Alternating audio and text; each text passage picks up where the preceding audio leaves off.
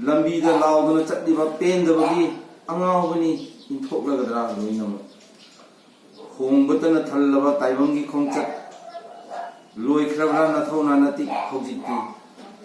khongbatana thallaba taibang khongchat loikrabra nathona nati hojiti khangba kanbagi pangal loinana lamphai chatkraba wari nanahaki sakre wakhal tangoi onduna mangan khre pirangi laman loino khanghodana horakpa nonghogi sapuna lukkhre punsisu mangal oiduna lukkhre punsisu manglan oiduna naitom thengnaba lanphamni nahakti malem thungna chukhraba mairan ngalambani tomthin oina taibangda kathokkhra punsi miot minegi dam mamlaktrabada thengnaba mayoknaba lanpham mami samlakle soknaliba leptana namlaktrabada thengnaba mayoknaba lanpham mami samlakle soknaliba leptana ninghannabana maithi hale ngasidi thajarure mitambal kayagi longnamda chingthabire lekha tana nangbu humduna pukhre ngahol lamlaga insibu maithiraba tungsida lengdraba khongpham lukkhre malemgi kumai lakta ngasidi muthali karigi naikhaiduna nakhutmukna muthali karigi naikhaiduna nakhutmukna ani suba athoi basing Seireng mami ima gi pari athoi basing chatlabra pawme lamdana tumin karamna leho haibage hanglaba tampak se kana yaudana hanil gum yengjaba maithong setuna bubikre ithadagi khongda yoling thangduna ufatta pirangi siphaina ihaurakliba mitlugi pirangse khambigani kanana taklamkho angal solebi ehakti kapchaba natana kari le yengbagi pendraba tikendrajit pari ahal oiraba thangal kharo nakhoigi lingjelna kihan ki mifatta ingreji sing kumon numini August 3 nukna kakhiba phashigi sagai halakhone pari oina lamjing lakho ngasigi naharo lamjing lakho ngasigi naharo ani sebo Seireng patang selo sinda tagat sariuga namam narendraji Seireng ni kutol tambiram bagi damak mathang gelengsin direksi yoza pi premi bala Seireng ani patang la kopi gani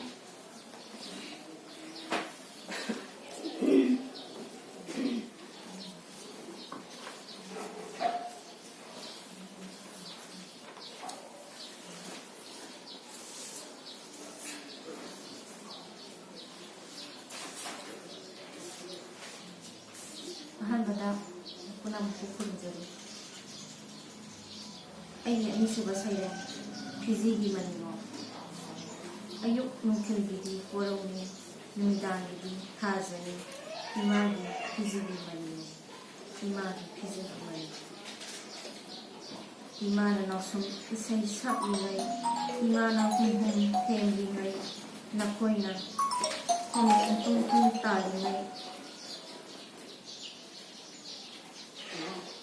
sare pandung haramno narondom lekpa ngamnaba imagi phizigi manimo imagi phizigi manimo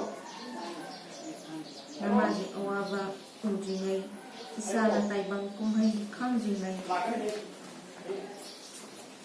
ahingsina loirapada haramlagi saragi kaya imagi phizigi manimo imagi phizigi manimo ningtiraba porogi masek mangalata nsi sintha pamba ngamnaba imagi punsi sagi nsi lamida matam punamasa ngalasani imagi phizigi manimo imagi phizigi manimo nega ani sibasai matang sigalo singare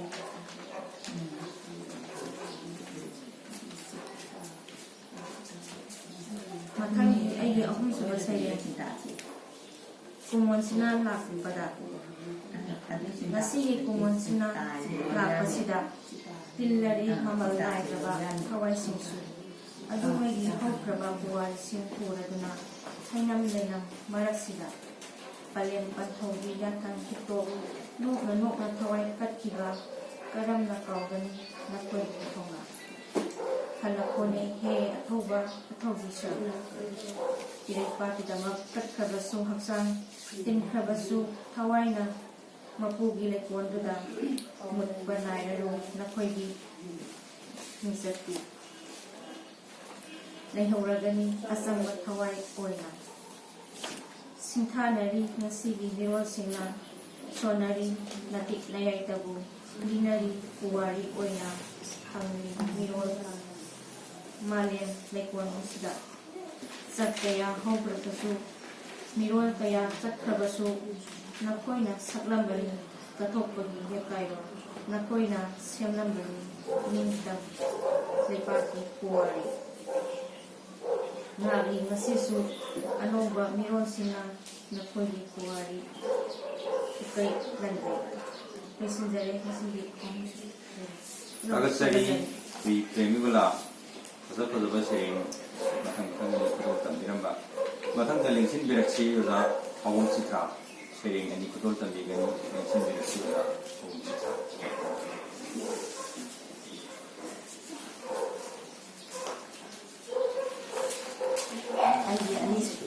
Ani suba Seireng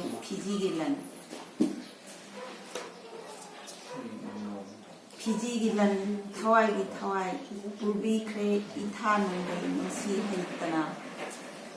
nongdam thiba taibang lilana sanamatumdo pariyo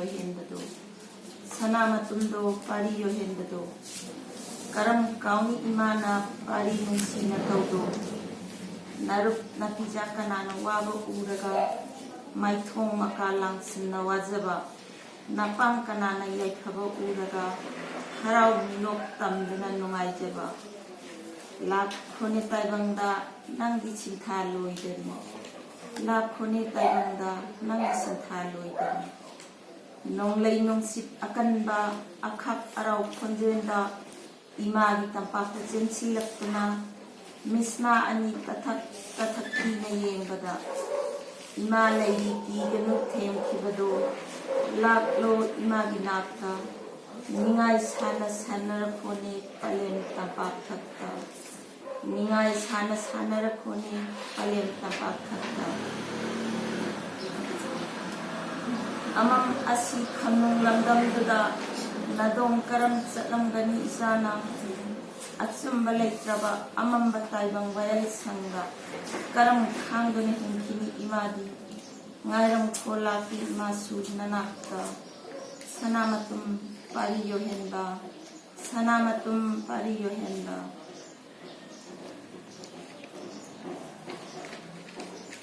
aigi ani suba Seireng lamyan bai rabar ha yobu yohenda thoba laigi sayon bumi tharak kiba Kangleipakta lusing pure nang disat redo tungi miron didama halakho lamyan ba lairba khangpokta Kangleipaki maira oiramba athoba nangbu laibak phabi kalemgi mapari lanyando ahinggi tandangum kari mang khibano he athoba nangi koloi minglenbu kaubangam loi ngasigi taibangna miron taibang sida ngasigi miron na taibang sida Kangleicha singi hakjangi irik lep bimakai athoba nangbu ningsingba ngamjage ko hayo buyo henba thauba pokpada kaijawum apiba phaudana pokhiba mikha ponba heitaba mi pamtamba pamdaba pamuba tawdana thawai nu pontha khiba iramdam sida thawna phaba nangi minkhaibu kaudari wasak amaga loinana lakhibra thauba nangi laipok ni haibada haimanba thoklo awaba ahinggi amambalakta nonglei nungsitnam pumbi kraba sangai mikup smatada puri krei panthau masu panthau setna khaina bagi pirang kangringai palem kaina bagi maichak na maiwairakle thumbang na ki yobu yohenba thauba ining thauga British kali sutnam laingakta ꯂꯣꯏꯕꯒꯤ ꯃꯩ ꯂꯛꯇ ꯃꯩꯒꯤ ꯆꯤꯡ ꯄꯨꯗꯨꯅ ꯉꯁꯤ ꯍꯌꯦꯡꯒꯤꯗꯃꯛ ꯆꯤꯡꯂꯣꯟ ꯋꯥꯡꯃꯗ ꯁꯣꯏꯖꯥꯏꯅꯔꯕ ꯅꯔꯩꯆꯥꯁꯤꯡꯕꯨ ꯈꯣꯝꯖꯤꯟꯅꯕ ꯍꯣꯠꯅꯔꯝꯕ ꯂꯝꯖꯤꯡꯕ ꯅꯍꯥꯛꯇꯅꯤ ꯏꯔꯩꯆꯥꯒꯤ ꯑꯁꯦꯡꯕ ꯃꯄꯥꯔꯤ ꯍꯥꯌꯣꯕꯨ ꯌꯣꯍꯦꯟꯗ ꯑꯊꯧꯕ ꯀꯪꯂꯩꯄꯥꯛꯀꯤ ꯀꯥꯡꯖꯩ ꯀꯥꯎꯃꯍꯨ ꯁꯥꯒꯣꯟꯅ ꯄꯂꯦꯝꯁꯤꯡꯒꯤ ꯐꯅꯦꯛ ꯈꯨꯗꯣꯜ ꯄꯨꯈꯤꯕ ꯅꯄꯥꯔꯤ ꯅꯪꯕꯨ ꯍꯜꯂꯛꯄꯒꯤ ꯃꯄꯥꯎ ꯉꯥꯏꯔꯤ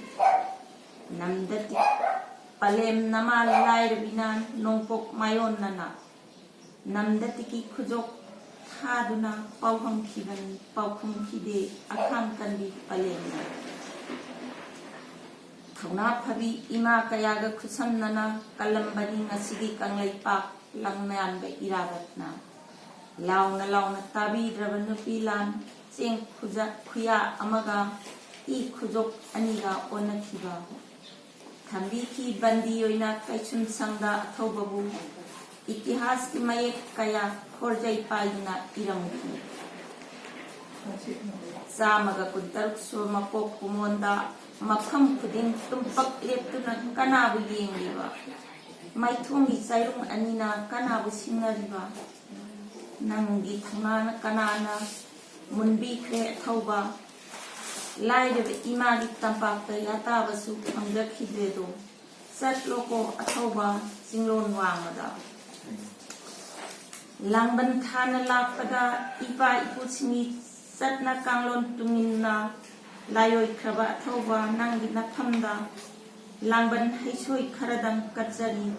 ꯂꯧꯁꯤꯟꯕꯤꯌꯨꯀꯣ ꯇꯔꯥꯝꯅ ꯑꯊꯧꯕꯅ ꯆꯠꯂꯣꯀꯣ ꯑꯊꯧꯕ ꯃꯄꯨꯒꯤ ꯂꯩꯀꯣꯜꯗ ꯃꯇꯥꯡꯁꯤꯗ ꯑꯩ ꯁꯩꯔꯦꯡꯁꯤꯡ ꯊꯥꯒꯠꯆꯔꯤ ꯑꯣꯖꯥ ꯄꯥꯎꯈꯨꯝ ꯆꯤꯇ꯭ꯔꯥ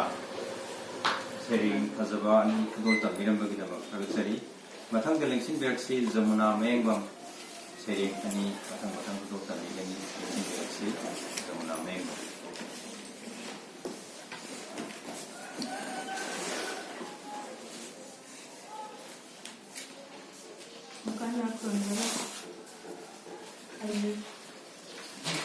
ꯑꯅꯤꯁꯨꯕ ꯁꯩꯔꯦꯡ ꯑꯁꯤꯗꯤ ꯍꯥꯏꯗꯤ ꯊꯣꯡꯈ꯭ꯔꯕ ꯂꯥꯏꯐꯇꯒꯤ ꯑꯣꯏꯅ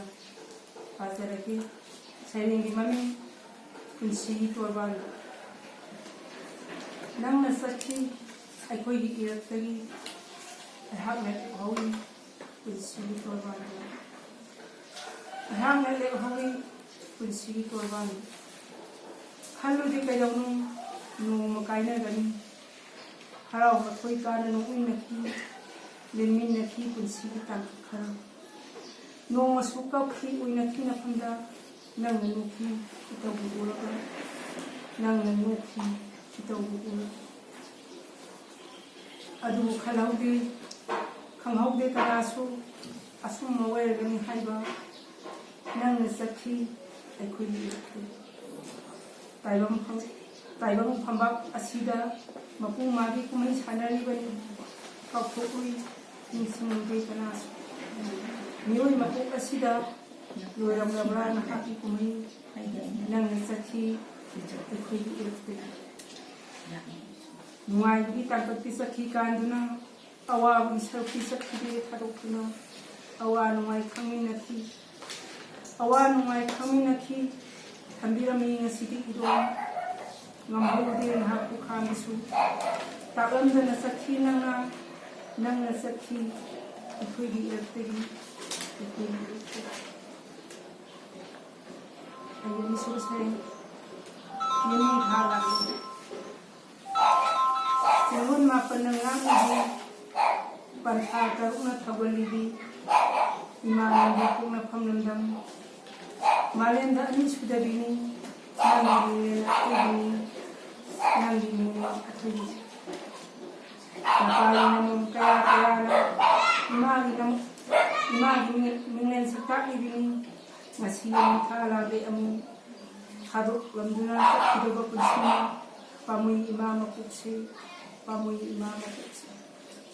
ꯐꯨꯔꯨꯞ ꯀꯌꯥꯒꯤ ꯂꯥꯏꯅꯤꯡ ꯀꯌꯥꯅ ꯂꯩꯇꯦꯡꯂꯤꯗꯣ ꯏꯃꯥꯅ ꯁꯥꯏꯀꯣꯟꯁꯦ ꯂꯩꯇꯦꯡꯂꯤꯗꯣ ꯏꯃꯥꯅ ꯁꯥꯏꯀꯣꯟꯁꯦ ꯑꯆꯥꯟ ꯃꯤꯔꯥꯏ ꯅꯥꯏꯗꯕꯤ ꯅꯪꯒꯤ ꯂꯣꯛꯇꯥꯛꯅ ꯃꯤꯡꯁꯦꯜ ꯑꯣꯏꯔꯤꯕꯤ ꯄꯣꯛꯅꯐꯝ ꯂꯝꯗꯝ ꯏꯃꯥ ꯐꯖꯩ ꯏꯃꯥꯅ ꯁꯥꯏꯀꯣꯟꯁꯦ ꯄꯟꯊꯥꯒꯤ ꯌꯦꯅꯤꯡ ꯂꯥꯛꯂꯕꯗ ꯍꯩꯄꯥ ꯂꯩꯄꯥꯅ ꯌꯨꯝ ꯌꯨꯝ ꯁꯖꯤꯕꯨ ꯊꯥꯅ ꯂꯣꯏꯔꯛꯄ ꯀꯥꯂꯦꯟ ꯊꯥꯅ ꯂꯥꯏꯌꯦꯟ ꯇꯥꯏꯔꯛꯄ ꯈꯣꯡꯒꯨꯝ ꯃꯦꯂꯩ ꯋꯥꯛꯂꯩ ꯌꯨꯝꯂꯩꯅ ꯆꯔꯣꯡ ꯆꯔꯣꯡꯅ ꯁꯥꯠ ꯇꯝꯂꯤꯕ ꯅꯨꯡꯁꯤꯕ ꯆꯦꯛꯂꯥꯒꯤ ꯈꯣꯟꯖꯦꯜꯅ ꯈꯣꯟꯊꯥꯡ ꯌꯦꯡꯅ ꯅꯤꯜꯂꯤꯕ ꯍꯧꯈ꯭ꯔꯕ ꯊꯧꯗꯣꯛ ꯀꯌꯥꯒꯤ ꯄꯨꯋꯥꯔꯤꯒꯤ ꯂꯃꯥꯏ ꯌꯦꯡꯂꯨꯔꯒ ꯑꯃꯨꯛ ꯍꯟꯅ ꯅꯤꯡꯁꯤꯡꯍꯜꯂꯤꯗꯨ ꯏꯃꯥ ꯅꯪꯒꯤ ꯅꯁꯥꯏꯀꯣꯜꯁꯦ ꯏꯃꯥ ꯅꯪꯒꯤ ꯅꯁꯥꯏꯀꯣꯜꯁꯦ ꯈꯟꯖꯩ ꯊꯥꯒꯠꯆꯔꯤ ꯖꯃꯨꯅꯥ ꯃꯦꯡꯕꯝ ꯁꯩꯔꯦꯡ ꯑꯅꯤ ꯃꯊꯪ ꯃꯊꯪ ꯈꯨꯗꯣꯜ ꯇꯝꯕꯤꯕꯒꯤꯗꯃꯛ ꯃꯊꯪꯗ ꯂꯦꯡꯁꯤꯟꯕꯤꯔꯛꯁꯤ ꯑꯣꯖꯥ ꯅꯤꯡꯊꯧꯖꯝ ꯏꯗꯦꯕꯦꯁꯣ ꯁꯩꯔꯦꯡ ꯑꯅꯤ ꯃꯊꯪ ꯃꯊꯪ ꯈꯨꯗꯣꯜ ꯇꯝꯕꯤꯒꯅꯤ ꯂꯦꯡꯁꯤꯟꯕꯤꯔꯛꯁꯤ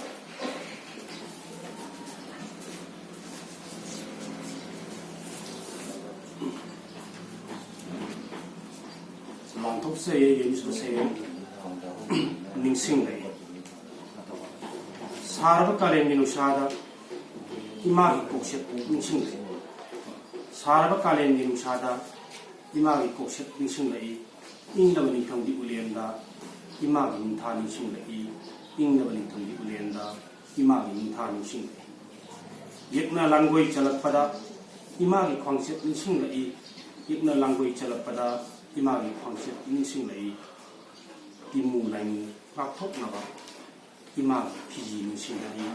इमु लाइमु लाथोकनाबा इमागी फिजी निसिंग लई हाबल फरब अहिंदा इमागी नाहों निसिंग लई हाबल फरब अहिंदा इमागी नाहों निसिंग लई अखाक अराव नोंजुलकता 이마기 밤보 निसिंलई 아카 아라우 농주렀다 이마기 밤보 निसिंलई 그런데 음수 세례만 속삭에 음수 세례의 느끼 안강 나와 외력파 타모이 깨야기 포타품니 안강 나와 외력파 타모이 깨야기 포타품니 레샤 외력파 타모이 깨야기 수मत품니 레샤 외력파 타모이 깨야기 수मत품니 mau erakpa thamoi kayagi nausum phamni mau erakpa thamoi kayagi nausum phamni mama erakpa thamoi kayagi tungna phamni mama erakpa thamoi kayagi tungna phamni mabok erakpa thamoi kayagi lamtak phamni mabok erakpa thamoi kayagi lamtak phamni masi nupi gi magun masini nupi gi tungna chatki wari masini nupi gi magun masini nupi기 동전 잡기와리 당신에게 주시면 타그서리 오자데베 소르기 타서버 세링이 마탕타도 여기다 마탕다 링킨 비럭시 오자 예예 사이스 사티블라 링킨 비럭시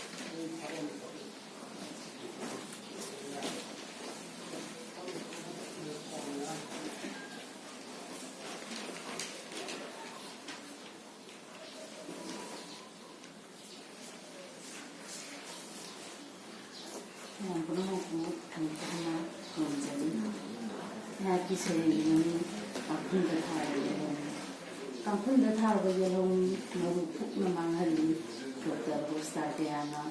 Akashvani laurai radio pause kayada ani natraga ahumna okrasi apikpa imu nungaiga haiba wahaida kangauna na sinakhi maitai si Bibuklongi nawa kaya mekhailina manghali Dr. Seidinnaba nek kaya nek tuna Layat kulak sanduna yunthoi kuding thihali mama oiba yaribi mitai nubi kaya ho taret senja piraga poktanaba operation paktak hanna tawkhido mitai nubi kaya paktak hanna tawkhido sanja hampi gidraba nawasindo mananda koipai paiduna thamoi sokna teng tharangadra simur mapal lalam nagadra